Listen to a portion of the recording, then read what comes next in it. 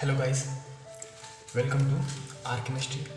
आज हम पढ़ेंगे सॉलिड स्टेट चैप्टर फर्स्ट,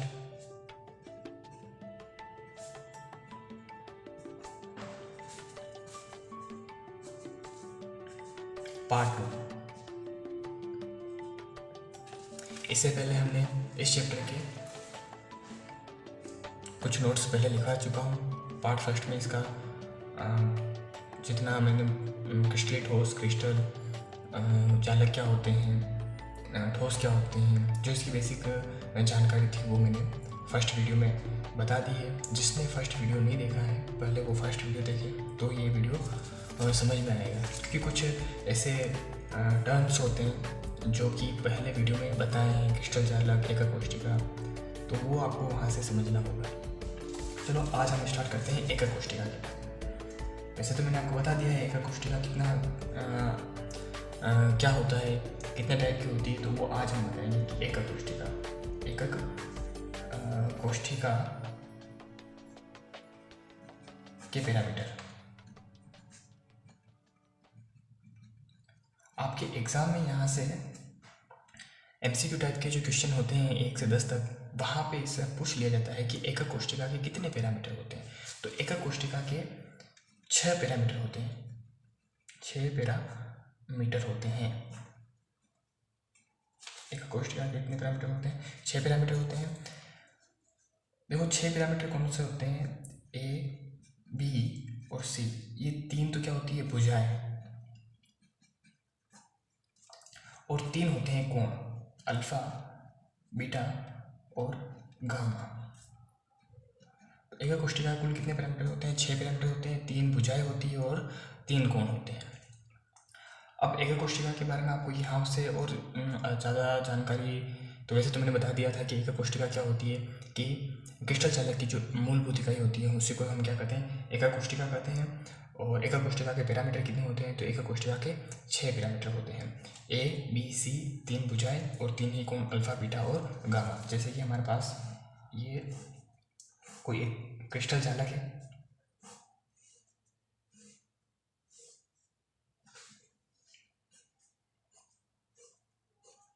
इसमें ये हो गई A भुजा, ये हो गई B भुजा और ये हो गई C भुजा। इसी प्रकार से इसमें 3 कोण होते हैं, अल्फा, बीटा और गामा। अल्फा कोण ये हो जाएगा, ये अल्फा, ये हो जाएगा बीटा और ये वाला हो जाएगा गामा। 3 कोण होते हैं, अल्फा, बीटा, गामा, और 3 ही क्या होती है? भुजाएं होती है। अब जैसे हमें पता है कि एकक कोष्ठिका के प्रकार, एकक कोष्ठिका को हमने 2 भागों में बांटा है, आधी यानी कि सरल एकक कोष्ठिका और केंद्रित एकक कोष्ठिका। केंद्रित एकक कोष्ठिका को हमने वापस 3 भागों में बांटा है, फलक केंद्रित एकक कोष्ठिका, अंतः केंद्रित एकक कोष्ठिका और अंत्य केंद्रित एकक कोष्ठिका। अब फर्स्ट ही बात करें कि सरल एकक कोष्ठिका यानी कि आधी एकक कोष्ठिका, ये 8 कोने पे एकक कोष्ठिकाएं उपस्थित है। 8 कोने हैं। ये कोई क्रिस्टल चालक हो गया जिसके 8 कोने होते हैं, 1, 2, 3, 4, 5, 6, 7 और 8। 8 पे ही क्या है? एक कोष्ठिकाएं उपस्थित है। अब हर एक कोष्ठिका में कितना भाग ले रहा है? 1/8। कितना भाग ले रहा है? 1/8 इंटू कितने कोने हैं इस एकक कोष्ठिका में? 8 कोने हैं, ये कट जाएंगे तो टोटल कितना अवयवी गण बना इसमें? 1 अवयवी गण। यानी कि आधी या सरल एकक कोष्ठिका में अवयवी गणों की संख्या कितनी होती है? 1 अवयवी गण होता है। क्यों? क्योंकि एक अवयवी गण एक एकक कोष्ठिका को बनाने में 1/8 भाग लेता है। कितना भाग लेता है? 1/8। एक अवयवी गण एक एकक कोष्ठिका को बनाने में 1/8 भाग लेता है। एक एकक कोष्ठिका में अवयवी गणों की संख्या कितनी है? कितने कोने होते हैं? 8 कोने होते हैं। तो 1, 2, 3, 4, 5, 6, 7, 8। तो 1/8 इंटू 8 कितने हुए? 1। यानी कि सरल एकक कोष्ठिका में अवयवी गणों की संख्या कितनी होगी? 1 होगी। उसी प्रकार से अगर हम बात करें केंद्रित एकक कोष्ठिका में, इसको हमने 3 भागों में बांटा है, फलक केंद्रित एकक कोष्ठिका, अंतः केंद्रित एकक कोष्ठिका और अंत्य केंद्रित एकक कोष्ठिका। अगर हम बात करें फलक केंद्रित एकक कोष्ठिका, तो देखो 8 तो कोने हो गए, 8 कोनों पर उपस्थित है तो 8 कोनों से मिलाकर हमारे पास अवयवी गण कितना हुआ, एक अवयवी गण हुआ। अब क्योंकि फलक केंद्रित एकक कोष्ठिका है, यानी कि एक फलक एक एकक कोष्ठिका को बनाने में 1/2 भाग लेता है। एक फलक एक एकक कोष्ठिका को बनाने में कितना भाग लेता है, 1/2 भाग लेता है, 1/2 भाग लेता है। और फलक कितने होते हैं, 6 फलक होते हैं। तो यहाँ से हम काट लेंगे, कितने बचे, 3, और कोनों पर कितना उपस्थित है, एक अवयवी कण, तो कितने हो गए, 4 अवयवी कण। यानी कि फलक केंद्रित एकक कोष्ठिका में अवयवी कणों की संख्या कितनी हो गई, 4। अब वही बात करें अंतः केंद्रित एकक कोष्ठिका, कोनों पर कितने उपस्थित है, 8। तो कोनों का हमने निकाल ही लिया था, कितना हुआ था, एक अवयवी कण, और एक सेंट्रल में उपस्थित है, यानी कि ये पूरा हो गया। तो एक और एक कितने हो गए, 2। यानी कि अंतः केंद्रित एकक कोष्ठिका में अवयवी कणों की संख्या कितनी हो गई, 2 हो गई। उसी प्रकार से अंत्य केंद्रित एकक कोष्ठिका में अवयवी कणों की संख्या, तो अंत्य केंद्रित एकक कोष्ठिका में अवयवी कणों की संख्या हम निकालेंगे तो हमारे पास 8 कोनों से हो जाएंगे, एक तो 8 कोनों से हो गए, और एक ऊपर और एक नीचे। तो यहाँ से हमारे से निकलेगा, तो एक और एक कितने हो गए, 2। तो इस प्रकार से हमारे पास अवयवी कणों की संख्या होती है, वो उस प्रकार से निकाला जा सकता है। अब देखते हैं आगे कि किसी एकक कोष्ठिका के पैरामीटर के आधार पर एकक कोष्ठिका को निम्न 7 भागों में बांटा गया है। कितने भागों में बांटा गया है, एकक कोष्ठिकाओं को पैरामीटर के आधार पर। ये पैरामीटर के आधार पर थे, एकक कोष्ठिकाओं के प्रकार हमने ये पहले लिया है। इसको तो हमने मेनली 2 भागों में ही बांटा है, आद्य यानी कि सरल एकक कोष्ठिका और केंद्रित एकक कोष्ठिका। उसके बाद करें कि एकक कोष्ठिकाओं को पैरामीटर के आधार पर कितने भागों में बांटा है, तो एकक कोष्ठिकाओं को पैरामीटर के आधार पर 7 भागों में बांटा है। कितने भागों में बांटा है, 7 भागों में बांटा है। उस 7 नाम हम यहाँ से निकाल सकते हैं आराम से। देखो फर्स्ट क्या आता है, घनीय एकक कोष्ठिका, घनीय एकक कोष्ठिका। दूसरा है सरल एकक कोष्ठिका, घनीय एकक कोष्ठिका। दूसरे बाद आपका आता है द्विसमलंबाक्ष एकक कोष्ठिका।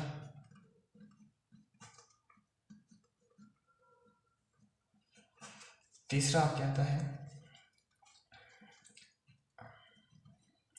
विषमताक्ष एकक कोष्ठिका, विषमताक्ष एकक कोष्ठिका। चौथा आता है एकनताक्ष एकक कोष्ठिका, एकनताक्ष एकक कोष्ठिका। पांचवा आता है षटकोणीय एकक कोष्ठिका, षटकोणीय एकक कोष्ठिका।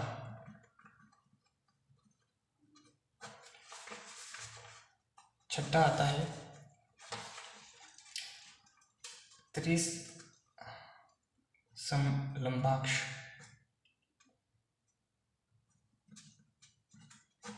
एकक कोष्ठिका।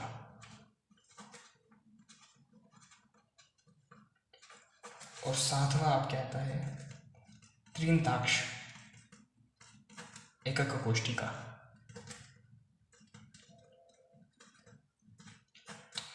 एग्जाम में यहाँ से 1 नंबर का क्वेश्चन हर साल बनता है और ये आपको अच्छे से याद होना चाहिए। इसमें ऐसा पूछा जाता है कि घनीय एकक कोष्ठिकाओं के पैरामीटर लिखिए, घनीय एकक कोष्ठिकाओं के बताइए कि क्या होते हैं। तो सबसे आसान तरीका इनको लाइन वाइज याद करने का, आपको आसानी से याद होगा नहीं है, बस एक चीज़ आप याद कर लो तो ये सारे ही एक बार में आपको याद हो जाएंगे कि भाई घनीय एकक कोष्ठिका, द्विसमलंबाक्ष एकक कोष्ठिका, विषमताक्ष एकक कोष्ठिका, एकनताक्ष एकक कोष्ठिका, षटकोणीय एकक कोष्ठिका, त्रिसमलंबाक्ष एकक कोष्ठिका और त्रिंताक्ष एकक कोष्ठिका। इतना कब याद करूँ, इतना आपको याद होगा भी नहीं है। एक सबसे अच्छी ट्रिक है, वो ट्रिक बता देता हूँ, आपको याद हो जाएगा। देखो घद्वि, क्या याद रखना है, घद्वि विष एक, घद्वि विष एक, षट त्रिस 3, घद्वि विष एक, षट त्रिस 3।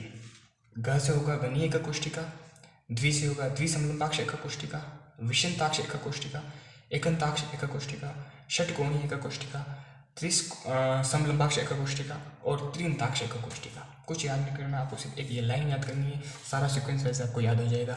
बाकी इसको ऐसे याद करने बैठोगे तो कभी याद होने वाला है नहीं। सिर्फ आपको ये एक ट्रिक लगा के याद रखना है, नोट करके लिख देना कि घ द्वि विष एक षट त्रिश तीन, घ द्वि विष एक षट त्रिश तीन। अब यहाँ पे क्या होता है, हमें पता है कि एक कोष्ठिका में 6 पैरामीटर होते हैं, तो घनी एक कोष्ठिका में क्या होगा, इसमें क्या होती है कि तीनों भुजाएं बराबर होती है। देखो हम पहले भुजाओं की बात करेंगे, उसके बाद कोण की बात करेंगे। तो हमारे पास 3 भुजा होती है, ए बी और सी। इसमें तीनों भुजा क्या होती है, बराबर होती है। अब इसमें नीचे वाले में हो, इसमें क्या होती है, एक भुजा बराबर नहीं होती, इसमें एक भुजा काट दो। पहले देखो आप लिख लो यहाँ पे ए बी सी, सब में ए बी सी लिख दो, A B C, A B C, A B और सी।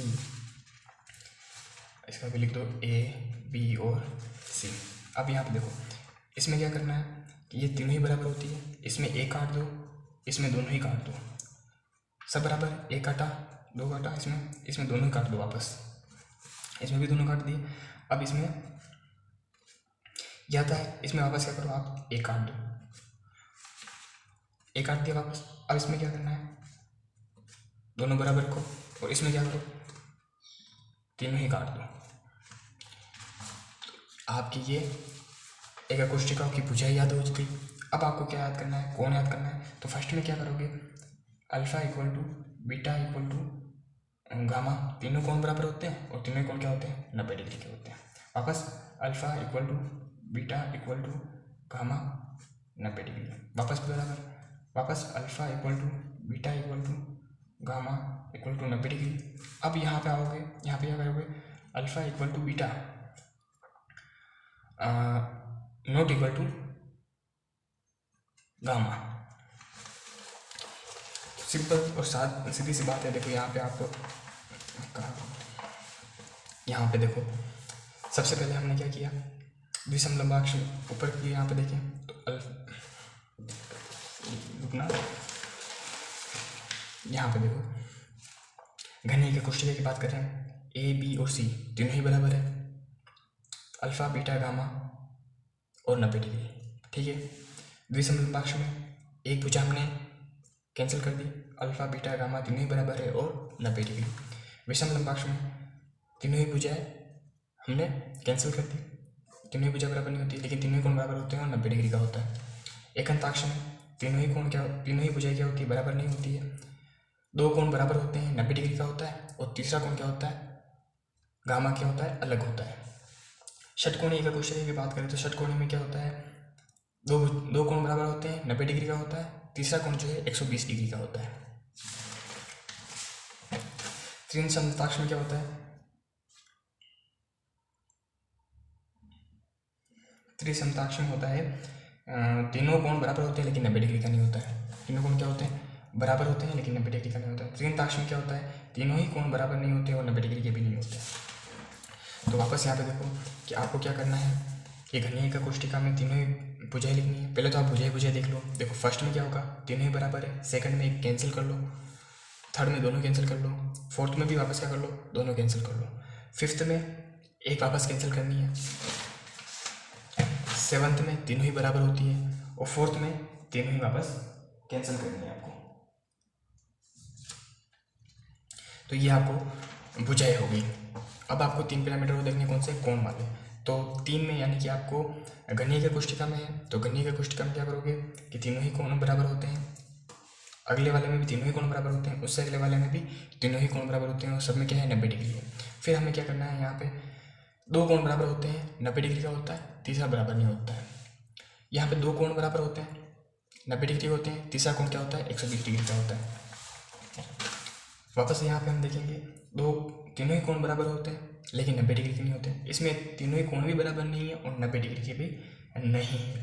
तो इस प्रकार से आपको एक कोष्ठिका का पैरामीटर के आधार पर याद करना है कि पैरामीटर के आधार पर एक कोष्ठिका को कितने भागों में बटा है, 7 भागों में बटा है। कौन कौन से, घनी का कोष्ठिका, द्विसमलंबाक्ष का कोष्ठिका, विषमताक्ष, एकंताक्ष, षटकोणीय, त्रिसमलंबाक्ष और त्रिनताक्ष। और इसको याद करने की सबसे अच्छी ट्रिक क्या है, घ द्वि विष एक षट त्रिश तीन, घ द्वि विष एक षट त्रिश तीन याद कर लेना। यहाँ से आपको अच्छे से सीक्वेंस वाइज याद हो जाएगा और ये भी आपको अच्छे से याद हो जाएगा। यहाँ से हर साल एक नंबर का क्वेश्चन बनता ही है। अब हम यहाँ से आगे आएंगे, एक कोष्ठिका के बारे में हम पढ़ेंगे। अब इसके बारे में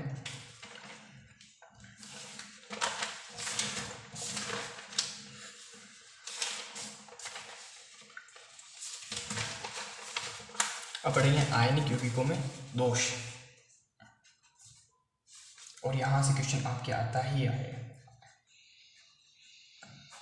यौगिकों में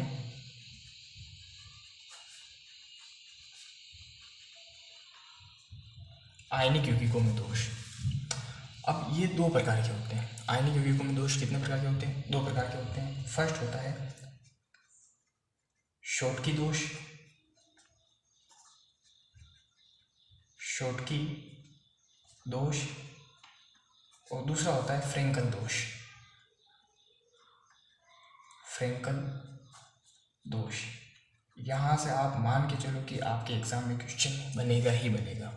फर्स्ट आप क्या आता है? शॉटकी दोष, शॉटकी दोष।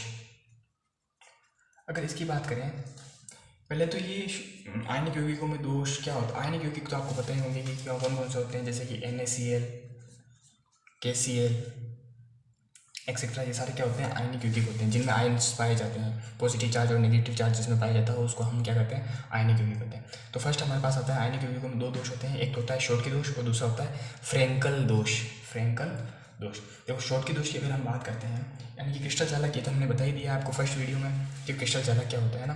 तो यहाँ पे अगर हम बात करें, ये किससे क्रिस्टल चालक का निर्माण होता है। तो निर्माण के समय क्या होता है कि कुछ अवयवी कण जो होते हैं अपने मूल स्थान को छोड़कर क्या होते हैं? बाहर निकल जाते हैं।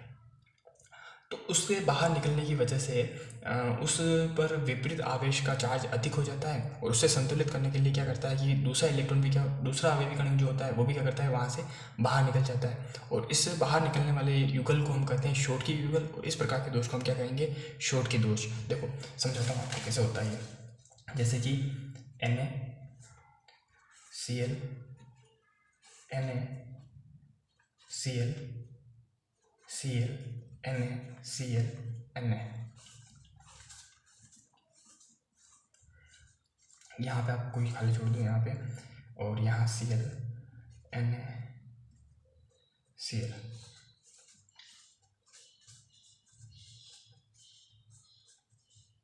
ये कोई क्रिस्टल चालक है। ये क्या है? एक क्रिस्टल चालक है। किसका क्रिस्टल चालक हो गया? NaCl का क्रिस्टल चालक हो गया। अब किसी क्रिस्टल चालक का निर्माण होता है तो यहाँ से बाहर क्या निकला? यहाँ पे Na होना चाहिए था, बाहर क्या हो गया? Na बाहर निकल गया, Na पॉजिटिव। किसी क्रिस्टल चालक के निर्माण के समय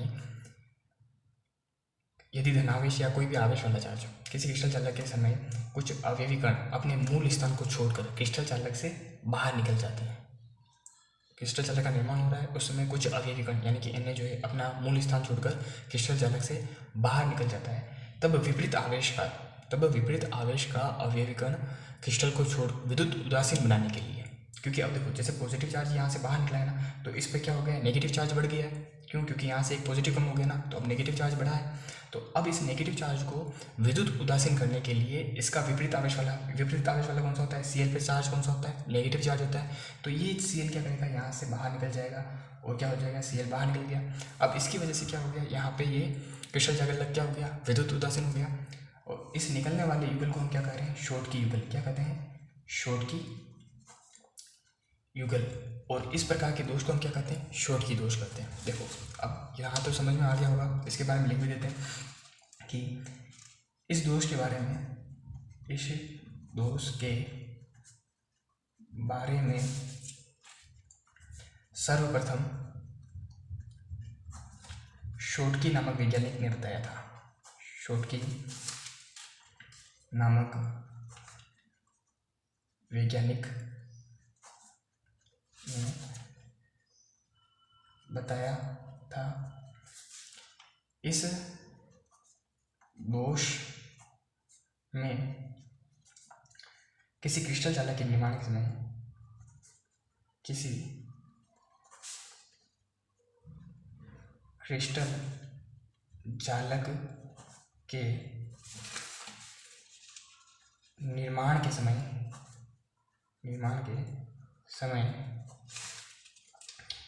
कुछ अवयवी कण अपना मूल स्थान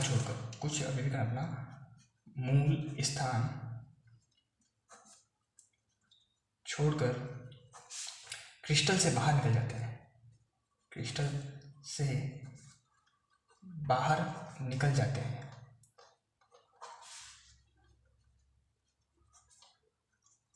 जिससे क्रिस्टल को विद्युत उदासीन बनाने के लिए, क्रिस्टल को विद्युत उदासीन बनाने के लिए, विद्युत उदासीन बनाने के लिए विपरीत आवेश वाला कण, विपरीत आवेश वाला कण क्रिस्टल से बाहर निकल जाता है, क्रिस्टल से बाहर निकल जाता है, क्रिस्टल से बाहर निकल जाता है। अब देखो विपरीत आवेश वाला कण क्रिस्टल से बाहर निकल गया। अब निकलने वाले इस युगल को, निकलने वाले इस युगल को शोटकी युगल कहते हैं। क्या कहते हैं? शोटकी युगल कहते हैं, शोटकी युगल कहते हैं। और इस प्रकार के दोष को हम क्या कहेंगे? शोटकी दोष कहेंगे। इस प्रकार के दोष को शोटकी दोष कहते हैं। तो समझ में आया? आयनिक यौगिकों में दोष दो प्रकार के होते हैं, शोटकी दोष और फ्रैंकल दोष। शोटकी दोष में क्या होता है कि क्रिस्टल जालक का निर्माण होता है तो कुछ अवयवी कण अपने मूल स्थान को छोड़कर क्रिस्टल से बाहर निकल जाते हैं, जिससे कि क्रिस्टल को क्या करते हैं? विद्युत उदासीन करने के लिए क्या करता है? विपरीत आवेश वाला कण अपने मूल स्थान को छोड़कर क्रिस्टल से बाहर निकल जाता है। निकलने वाले इस युगल को शोटकी युगल कहते हैं और इस प्रकार के दोष को शोटकी दोष कहते हैं। तो आज के वीडियो में बस इतना ही, क्योंकि अगर फ्रैंकल दोष के बारे में पढ़ेंगे तो ये वीडियो बहुत ज़्यादा लंबा हो जाएगा। फ्रैंकल दोष को अगले वीडियो में आपको समझाएंगे।